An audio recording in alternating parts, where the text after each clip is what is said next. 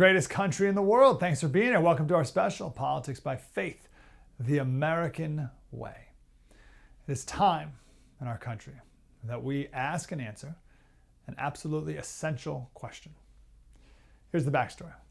Matt Walsh was driving through a small rural town in Tennessee, and he stopped by this mom and pop convenience store. He said the sign outside advertised great lunch food, and it was faded and weather worn, and obviously the place has been around for a long time, he said. So he goes in. The problem was inside it was nothing but foreigners speaking a different language, and they don't make a lunch anymore. There was a dump inside. He said it looked like any generic dumpy gas station you'd find in any grimy city in America. He said it used to be a favorite local spot, but foreigners recently bought it and stripped it of everything that made it beloved. So now they sell mostly lotto tickets, pipes, and vapes. And Matt Walsh comes to the conclusion that we've been told that multiculturalism adds variety and enrichment to our lives. But in fact, the opposite is true. That's one of the themes of this show. When you're told something by society, you have to think first, perhaps the opposite is true. The opposite's not always true, but oftentimes it's the exact opposite. And this is a good example. We're told multiculturalism adds variety and enrichment to our lives, but in reality, it strips away the local culture. So it gives you less variety, not more. It makes a rural convenience store in Tennessee indistinguishable from a crappy gas station in Baltimore, Chicago, or anywhere else. It actually reduces everything to the lowest common denominator. We need to redefine diversity in this country. We've just narrowed it down to skin color or even nationality. There's tons of, you can have diverse opinions and diverse life experiences all in this same country. You could have 100 white people who have 100 different childhoods and upbringings. There's plenty of diversity. We don't need to bring in a Haitian to say, oh, now we're sufficiently diverse, thank goodness. This country is already diverse.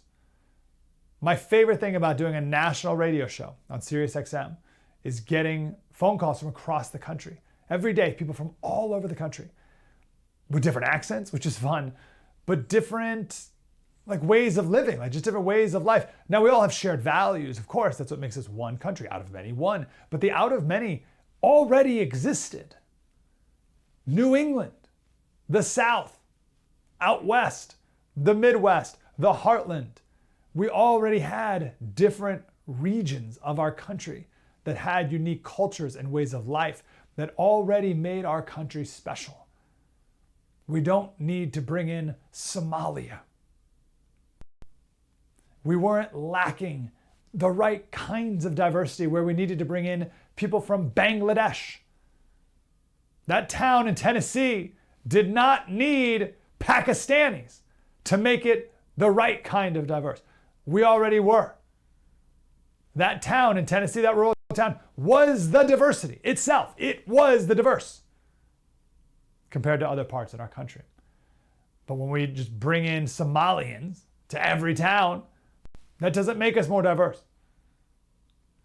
So here's the question that we have to answer in our country. We must answer this question, especially in our 250th anniversary.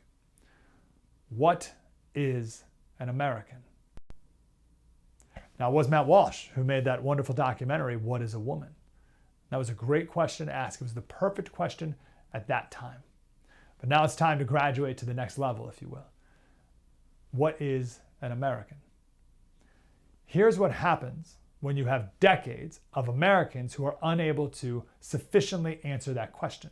You end up getting people like this to fill the void. This is a Democrat congresswoman, Delia Ramirez. She was asked that very question. She's a congresswoman from Guatemala.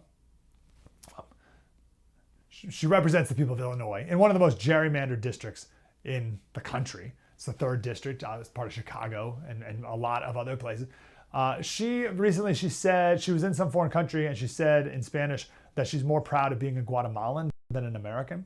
Her mom illegally came across our border while pregnant, plopped her out. She's an anchor baby. Now she's a congresswoman, and she was asked this question.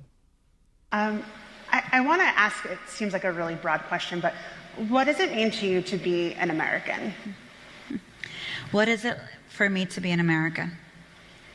For me, being an American is the ability to dream, to love, to have dissent, to be able to organize and build a kind of solidarity that recognizes the good and the bad of the formation of this country, that is willing to reckon with how we have used colonialism to harm others, especially in the Western Hemisphere, and begin to think about and imagine creatively what reparations look like, what building solidarity looks like, what bringing all of us together means. To be an American, for me, is the ability to love and also push back. The ability to be able to fight back and also build community. And to me, this precise moment is a time for us to ask ourselves, who are we as Americans? And let's be frank, we haven't always been great. And let's be frank, our history says a lot about what we've done and who we've done. This country has never been great for poor people, for Black people, for Indigenous people. And so to be American for me is to be able to live into what we should be, not what we have been. If you don't define what an American is, then she will. And she just gave you her definition right there, and it was about 3.5 seconds before she started bad-mouthing America. Started out with love and hope, which is nothing, that's meaningless, it doesn't mean anything at all, right into bad-mouthing this country. We have to define it so that she can't anymore. And nothing in her answer talked about tradition, culture, ancestry, even borders. Right after dream and love, she went right into bad-mouthing this country. Now here's the problem. I'm gonna be honest. I grew up in a, like a pre-woke world, but not by much. Like maybe like the very beginnings of wokeness when I was in high school. So here's what I mean. Back in the day in America, we were taught to love Christopher Columbus. Now, if you go to school, you're taught to hate Christopher Columbus. He's the worst person, he's a murderer, he's awful, he's terrible. I grew up in an era where you just didn't learn about Christopher Columbus. Back in the day in this country, you were taught to love America. Now you're taught, like that congresswoman, to hate this country, and we're founded in slavery and all that stuff. When I went to school, you just didn't learn about America. It was like a real brain washing, but in the sense that it wasn't then filled with anything. It was just wiped clean. My thoughts about this country, about America, about everything, it was just nothing. You just don't need to know anything about anything, and we'll graduate you. So I don't think I can give a good answer to that question. Someone stopped me on the street. Hey, Slater, what does it mean to be, what is an American? I couldn't articulate. I know it in my bones. And I know you do too. You wouldn't be listening to this station if you didn't. So like, we get it. We're all on the same team and we love this country. But my brain has been washed enough that I can't properly think it through and articulate what is an American. And if you don't know what it is, you can't defend it. Right? If you can't define it, you can't defend it. So how do you define what is an American? Now, we've been exploring this on my radio show for the last few weeks now. We weave it into everything we talk about now. No matter what the topic is, we weave it in. What is an American? We've had such wonderful responses. But most of the time I've been offering a pushback, and I'd like to do this here as you think this through too. What is an American? A lot of people say something like, well, it's a celebration of our founding values. Great. What values? I need to go a step further. I need to dig a little deeper. Well, it's the wonderfulness of being free. Okay, but I mean, you're relatively free in France. That's like a little too generic. I need as specific as we can possibly be. What are the things that make us more unique than other people? Right? Oh, well, we're liberty. It's like, okay, but like what? What are you talking about? Like, what is that really? What are the values? What are the virtues that make it distinct? Make being an American something distinct and wonderful and special. I also want more, although these are fun answers, but I want something more than like monster trucks. Like that's awesome. And maybe that speaks to something that is American, and I'm okay with that analysis, but I need to define that more. And I want the definition to be more than just like things that are cool. Does that make sense? So what is an American? Wow, this is so important. That's what we're gonna dedicate this special to. We have a wonderful guest coming up next who just wrote a book all about this. But we gotta answer it ourselves. Hopefully today will help. What is an American? We'll start answering it next right here on the First TV.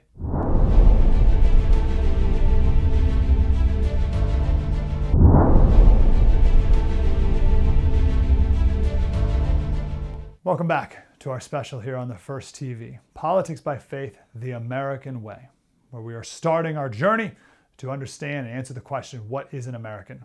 This is a beautiful place to start with Jeffrey Tucker, president of the Brownstone Institute. He has a new book called Just Spirits of America on the semi-quincentennial. Mr. Tucker, how do you do, sir? Good. Thanks for having me. This is my first interview on the book, so thank you. Wonderful. Well, good. Let's run through as much of it as we can. But I must first start off telling you how enthused I was that it seems like the main inspiration for your book was this book right here, Mr. Eric Sloane. This book right here, America, is written on the bicentennial, and it's a collection of 3 books of his many. And I just ran through, I probably read 10 Eric Sloane books just recently. So we are tracking on the same page here. How did Eric Sloane, how did he speak to you and inspire you to do something for our 250th anniversary? Well, I'm curious, did you find out about Eric Sloane through my writings, or did you discover them independently? Yeah, I came across him independently. How did I find him? I don't know. I'll have to think, but it was just like a few months ago. I'll have to remember what I did. Yeah. Well, I mean, because I'm not sure anybody's been really writing about him for a long time, and and a friend who comes from the sort of if you understand New England culture, he's what we call a swamp Yankee, and so swamp Yankees love Eric Sloane. Like their families collected all their books back in the old days, right, 60s and 70s, and he had them in his library, and he pressed into my hands this short one called I think it was called it was Spirits of 76, I think it was called, and it came out in 73 in anticipation of the bicentennial, and it was so different from anything I had ever read that it just inspired me, and it was so good that I decided, because the book is no longer in print, for one thing, but I thought it was so good that I needed to write a book about the book, essentially, to revive his themes. Now, when he was writing about this in 1973, what he's doing is going through a series of what he considers traditional American sort of values and institutions and ways of living, like independence and frugality, pride in one's history, thankfulness, godliness, and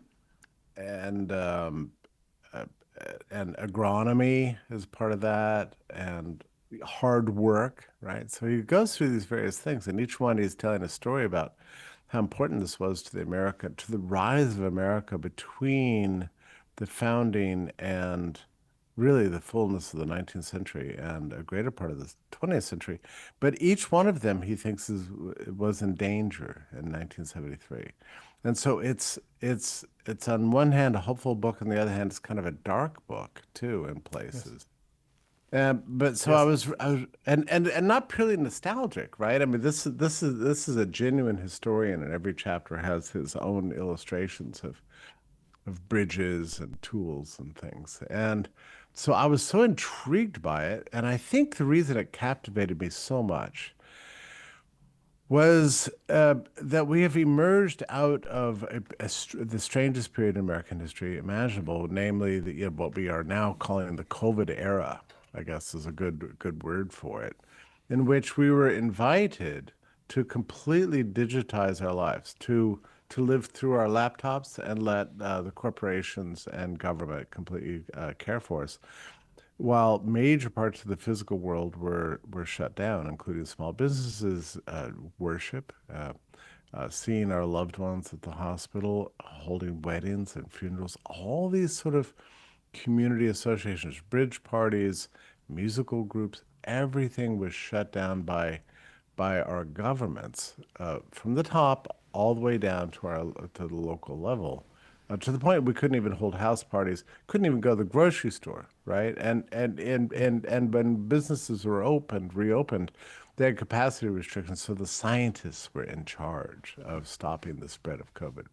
So, so we deferred to the experts instead of to the folkways. And so we got a Oh, wow. taste of what life would be like if we let the technocrats and the scientists, combined with government, run them. And the result was nothing short of catastrophic, catastrophic health consequences, terrible problems with substance abuse, broken families, shattered communities, ruined arts. Uh, uh, we lost confidence in our leadership, lost confidence in institutions. Academia didn't protect us, courts didn't protect us. It's like everything broke. And so my conclusion coming out of these 5 years was that didn't work. It didn't work well at all.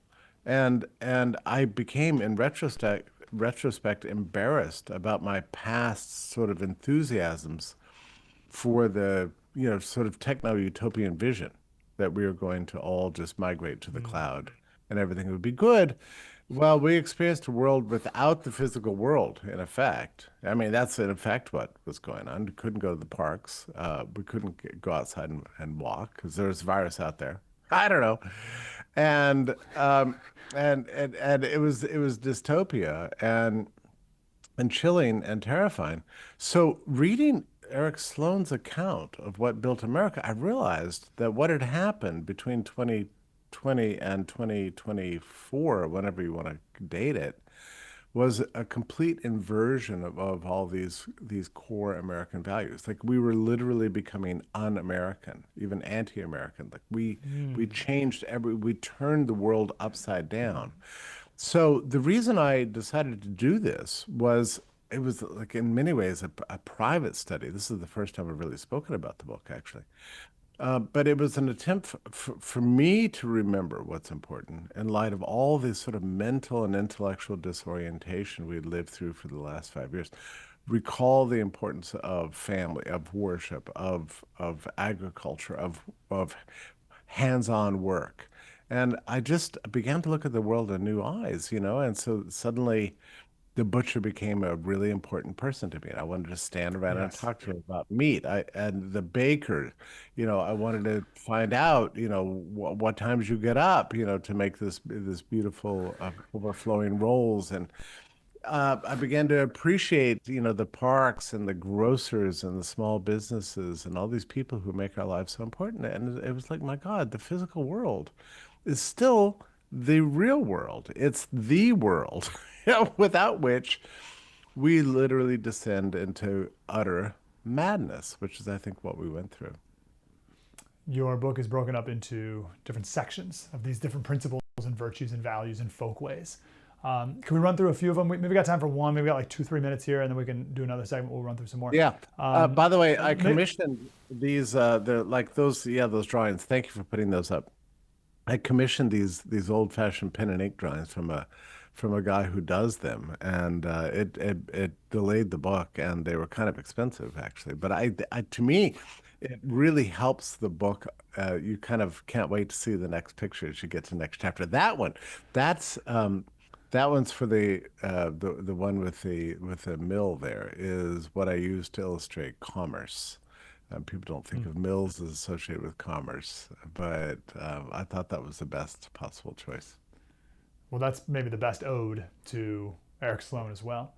That one picture. My favorite Eric Sloane book is not so much about ideas, although yes, but American Barns and Covered Bridges. That's my favorite. And an ode to wood. So these are odes to things, tangible things. Now, of course, there's ideas and people behind them, but those are, I think, his most beautiful writings are actually about the things we used to build. Well, we got 2 minutes. Pick one now before the break. What's one of these folkways that you I want to talk to you real quickly about the covered bridge because he makes this point in the chapter where he in the old book he says that a lot of these covered bridges have a sign that says "Please walk your horse." Because if you ride the horse through the covered bridge, you're going to weaken the wood and shorten the lifespan. You can ride through it. There's no police telling you that you couldn't do this. But it was a matter of politeness and thinking about the long term. And he uses that sign as a way to riff on an American value, which is to have patience, have diligence, get done when you need to get done, but don't rush it. Don't always put time savings, above the value of preserving the property and the concern and empathy for others and being a good member of your community. So I love that little story of that sign. So I wrote an entire chapter on that. What spoke to me too is that back then people would put their names and dates on things that they made, as if to say, I, on this date, found this thing to be beautiful and sufficient, or not even sufficient, what's greater than sufficient, like beautiful and excellent to perform X task. And I made this to last. The expectation is, just like they built this covered bridge and we're gonna make it last for generations, I built this so that my grandchildren and great-grandchildren can also use it. And we don't have any of that today. Yeah, we don't have that. Well, everything we buy, everything we make is temporary. You go and upgrade your iPhone. For sure you're gonna have to do it again in 3 years. So we're not building anything for the long term. And this isn't just a complaint about the structure of industry. It speaks to the values that we hold. That we are not accustomed now to planning and thinking about the long term, much less several generations down from now. Instead, we're being acculturated to sort of live only in the moment, be extremely dissatisfied with whatever products we have, trying to upgrade constantly, always trying to rush through the thing to get to the next thing, that we rush through that and we get to the next thing. And it creates a life of despair and sadness and temporariness, and makes us easier to control. We lose our independence. We lose all sense of clarity about our mission and purpose in life. We lose patience, and we lose our happiness, and that's, I think, the core message of Sloane. It's like, if you want to be happy, you have to change the way you think about the tasks, the daily mundane tasks of life, and think like a farmer rather than a rushing around, whatever tech entrepreneur or whatever kind of nonsense people are valorizing now. We're gonna take a break. Just to add on how we rush, we even rush through raising our kids. I got 4 little kids, and it's like, we got to get into bed because we got to get through Wednesdays. Wednesdays are busy, and we got to make it to the weekend, and we got a busy weekend. We got to make it through, and you never enjoy it, and then before you know it, it's gone. Jeffrey Tucker, president of the Brownstone Institute. The book is called Spirits of America. Go buy that. An ode to Eric Sloane's books. Go buy all those as well, and we'll break through. We're not just going to Jeremiah this whole time. Let's come back, and we'll break down what are some of the good, positive things that we need to reconnect to. That is the spirit of America and the American way. Mike Slater, The First TV. Spread the word.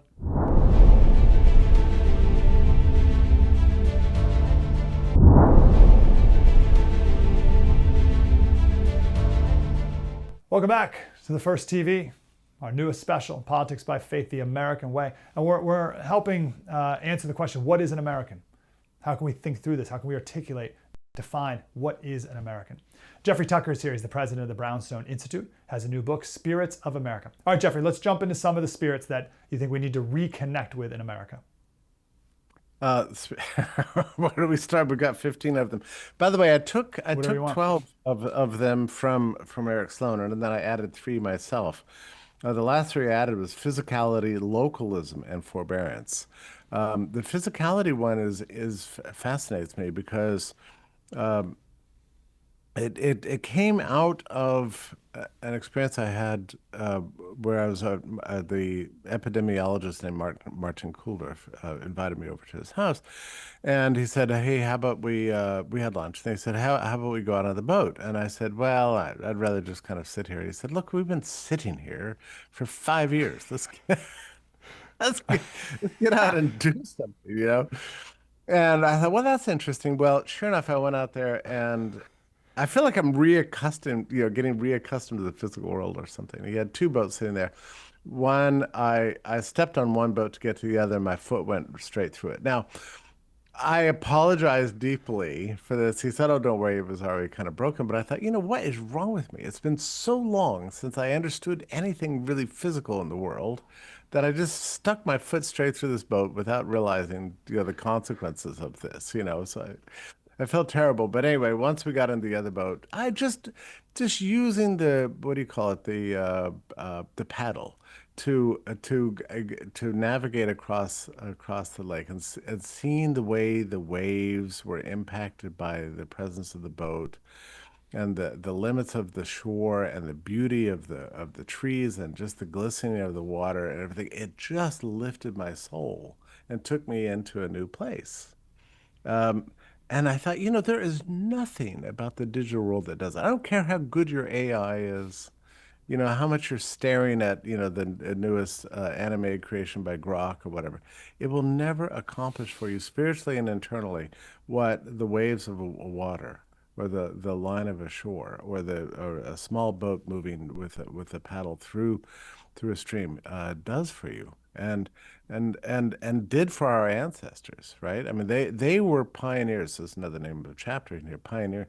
They conquered the land. They went out and they fed their souls by by getting out there and doing adventurous things with themselves. And look at us, gaming. I'm sorry, it just doesn't substitute. There's nothing in the physical world that can substitute this.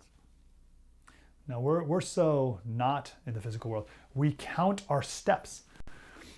That's how obsessed we are with maybe getting some movement. We count our steps. I saw some comedian just the other day. He said he went to the doctor, and the form said, "How often do you sit?" And the comedian said, "It's sit pretty much like all day. Sometimes I lay down just to stretch out my back, but pretty much I'm sitting. Really, my life is just walking from one place where I sit to another place where I sit. It's pretty much all we ever do." What is forbearance? One of your other additions. Yeah, forbearance is but I think I start this with a story about spending some time on the farm. And the thing that amazed me so much about being on the farm was the way brokenness was sort of built into the course of the day. Now, let me explain this just slightly.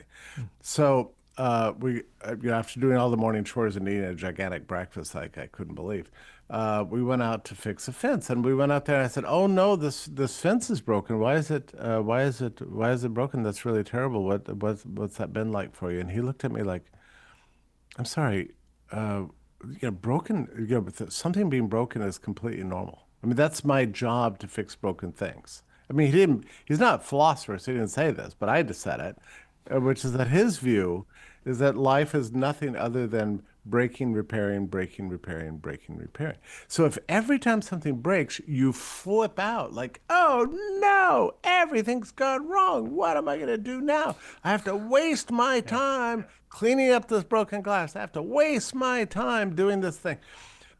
Fixing this software, fixing this, and oh no, now I have to waste my time getting my car repaired or whatever." That means a major part of your life is going to be filled with anger, disgruntlement, just generally being an insufferable human being. And that, I'm sure, releases some terrible chemical in your brain and makes you miserable. The farmer, on the other hand, sees every broken thing as an opportunity for him to make the world a better place. So when we were at the fence, he brings nails, he brings a hammer, and he tries to repair the wood. Well, the wood splits. He says, "Well, let's go to the barn." So we went to the barn. Now he's recutting the wood, and the wood cutter is broken. So now he's got to repair that. Well, now he's got to get a new nail, but he's got to get the old nail out. So he's got to fix that. So we spent hours doing all these things. He never once did he rush. He never cursed. He never regretted. He never complained. He never grumbled. He just saw it as like part of the desiderata of life itself to do the next thing, do it diligently, do it well, and get to the end of the day. And sure enough, by the end of the day, we had the fence fixed, we had the bale, the pigs fed, we got everything done. Not a single moment of rushing, not a single moment of frustration. There wasn't any sadness, discouragement, anger, nothing. It was just, it was a beautiful sort of liturgy of work. And when I read Sloane, I remembered this and I recounted this in the story about forbearance. And we could all kind of use this. I don't care what you're doing in life, you know? People love to cook. They hate to clean. Well, guess what? Cleaning and cooking are the same thing, right? I mean, they like to sleep, but they don't like to make the bed. Well, they're part of the same thing. Like, we need to get better at doing the things we don't want to do and seeing them as an integral part of doing the things we want to do. And those go together in a beautiful sort of ballet. And once you think about it that way, everything becomes lovely. You know, all the things you do become great. And so then when you make the coffee and you want to make another coffee, you're not angry that you're having to pull out the trash and put it in there. So why am I wasting my time? No, that's part of what we do as human beings. We fix things, we repair things, we clean things, we make the world a better place. And that is a blessing. That's a grace. That's an opportunity. And once you learn to love it, you can develop a sort of sense of happiness. It's beautiful. We've got about 5 minutes. I don't want to make this a political conversation at all. But politics are downstream of culture. So let me bring up a political thing to prove that all these values help us. So we're talking about H-1B visas. And every time we talk about H-1B visas, people call and say, hey, there are no Americans who would do the work. I know, I own a business. I can't hire any Americans. They're lazy. They don't show up on time. They want to work 2 days a week, not 8-hour days, blah, blah, blah, blah. So one of your values is work ethic. Feels like we've lost a lot of it. What's so American about work? Well, so this subject troubles me greatly because, of course, as an employer, I face this problem too, and it's been declining. The work ethic has been declining for so long. We've gotten so prosperous, and the money seems to arrive so automatically that we've detached we've detached remuneration from achievement for some reason. And I think a lot of this has to do with Federal Reserve policy. It has to do with the fact that kids are no longer working, and during high school years, it used to be the case that 70–80% of kids under 19 already had jobs of some sort, and now it's down to like 30%. So we give the kids no jobs. We give them just endless things to fritter away their time. We send them to a 4-year vacation at the expense of the taxpayer, or at the expense of mom and dad, and then we throw them into the world of work. And guess what? They don't know what to do. They don't know anything, and they hate their bosses, and they hate their tasks, and they're angry at the world. They want to do anything other than achieve something. And this is a serious problem for a whole generation of workers. And it's been going on for really decades. But then during the COVID period, again, we've emerged out of this from the last 5 years. I mean, we said, oh, don't work. That's dangerous. You're gonna infect people. You're gonna get infected and infect people. Don't work.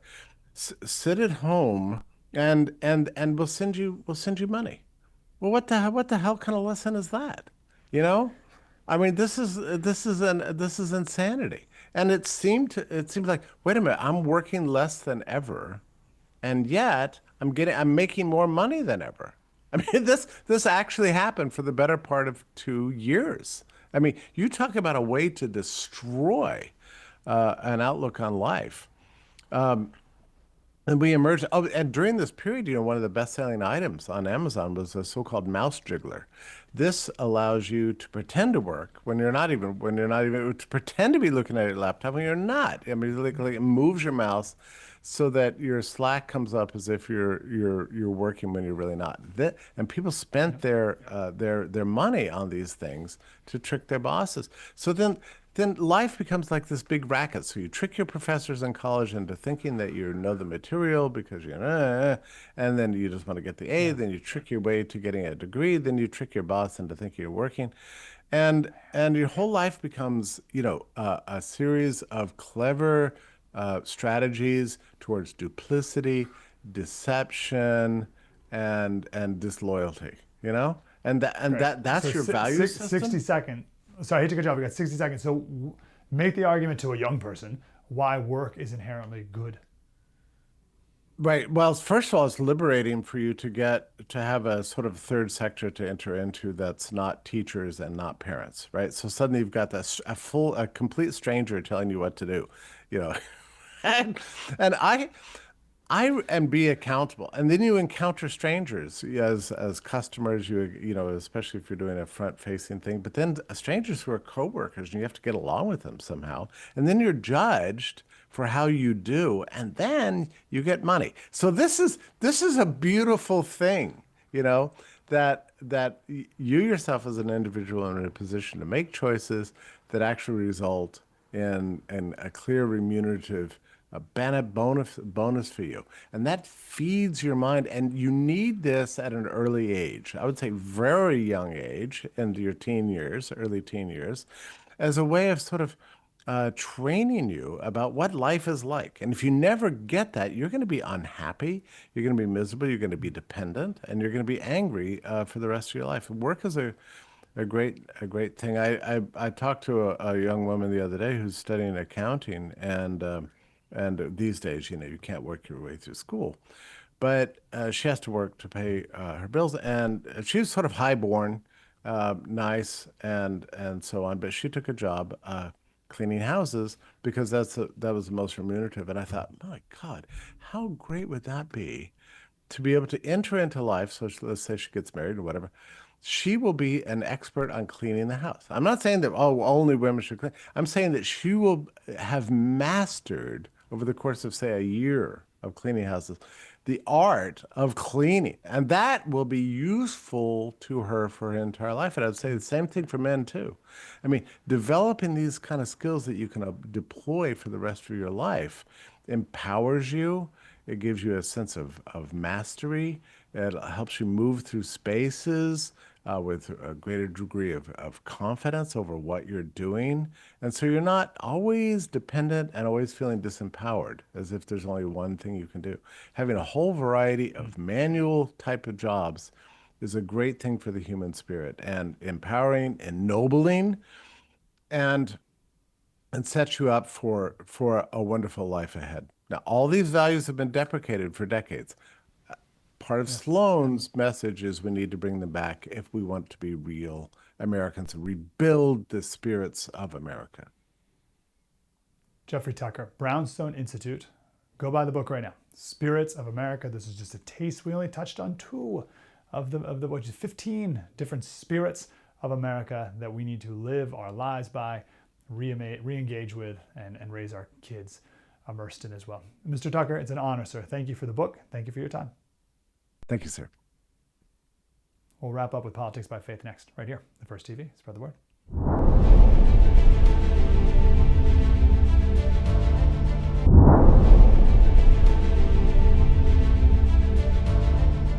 Welcome back to our special, Politics by Faith, the American Way, where we're asking the question, what is an American? Now, our last segment here, we bring it back to the Bible, like we do on my podcast. So I have a podcast, Politics by Faith, and we take the news of the day, whatever it is, and we always bring it back to the Bible. What does the Bible say about this? Because it's all in the Bible. It's amazing. It's all there. Sometimes like so blatantly, explicitly so, it's laughable. And sometimes just always, every other time, the principles at play here are God's always talked about in the Bible. So that's what we do on our podcast, Politics by Faith. You can listen to it anywhere you listen to podcasts. And we do it here in the last segment of our specials. We bring it back to the Bible. So if you're going to ask the question, what is an American? It has to include Christianity as a core tenet of it. Jeffrey Tucker went through 15 different principles and values and folkways, as he called them. Christianity is the foundation of it all. Now, we have shared on this show many ways, many examples of how we were founded as a Christian nation. The argument that we weren't founded as a Christian nation is so absurd. It's as absurd as someone saying the earth is flat.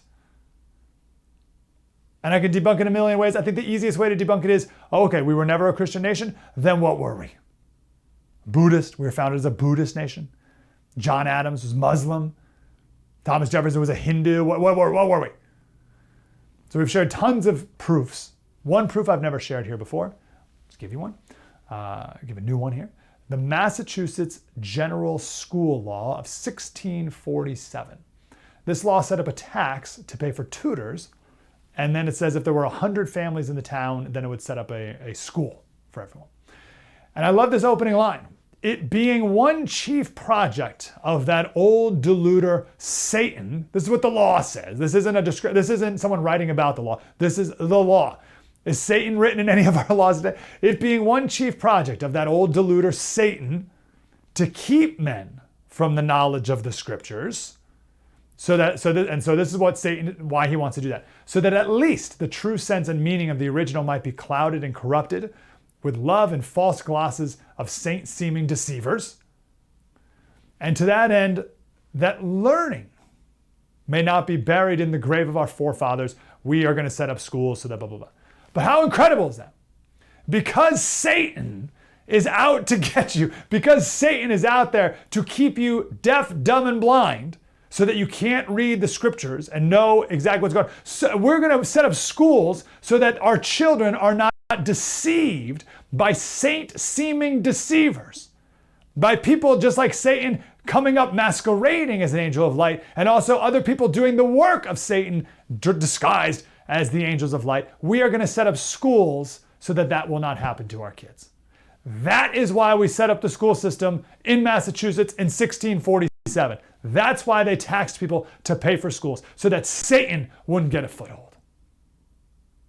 How incredible is that? Now, today, you have to pay taxes to pay for the godless pagan schools, and then pay another $20,000 a year so your kid can go to a Christian school. Got a few minutes left. Do I have time to share this story? I don't know if I do. I'll save another day for the story of how people think that vanilla is boring. Like ice cream flavor vanilla. It's the boring ice cream on which all other flavors are put on top of to make them interesting. And it was Douglas Murray and Eric Weinstein who made the point that no. Vanilla is itself a very distinct, complex flavor. And that you should be proud of. And part of that complexity and part of that deliciousness that is that is our culture, is Christianity. That is the vanilla bean of the delicious, complex flavor of vanilla. We'll save the clip for another day. But we shouldn't be afraid of that fact. We shouldn't be afraid that Christianity is a core tenet of what it means to be an American and live in America. T.S. Eliot, the wonderful poet, he said, the world is trying the experiment of attempting to form a civilized but non-Christian mentality. The experiment will fail, but we must be very patient in awaiting its collapse. Meanwhile, redeeming the time so that the faith may be preserved alive through the dark ages before us to renew and rebuild civilization and to save the world from suicide.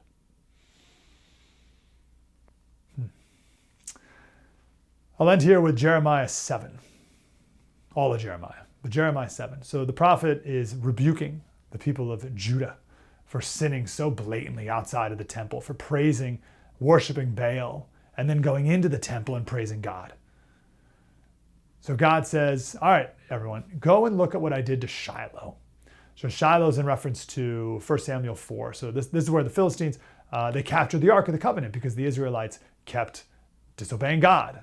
So God allowed the Philistines to take the ark and to destroy Shiloh. So in Jeremiah 7, God says through Jeremiah, go now to my place that was in Shiloh, where I made my name dwell at first, and see what I did to it because of the evil of my people Israel.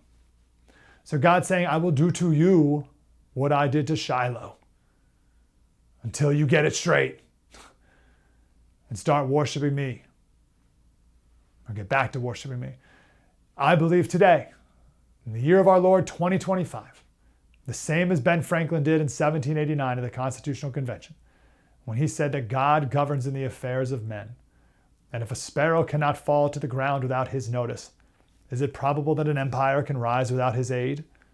It's Matthew 10:29. I firmly believe that part of getting back to our founding and part of a new American golden age is coming back to God. And when we don't, it's at our own peril. I believe this is certainly true for individuals. I believe it's true for our nation as well. If you agree with that, join us over at our podcast, Politics by Faith. Take the news of the day, run it through the Bible. As you can see, it can always be done. And that's where we do it, wherever you listen to podcasts. Politics by Faith. Mike Slater, the First TV. Spread the word.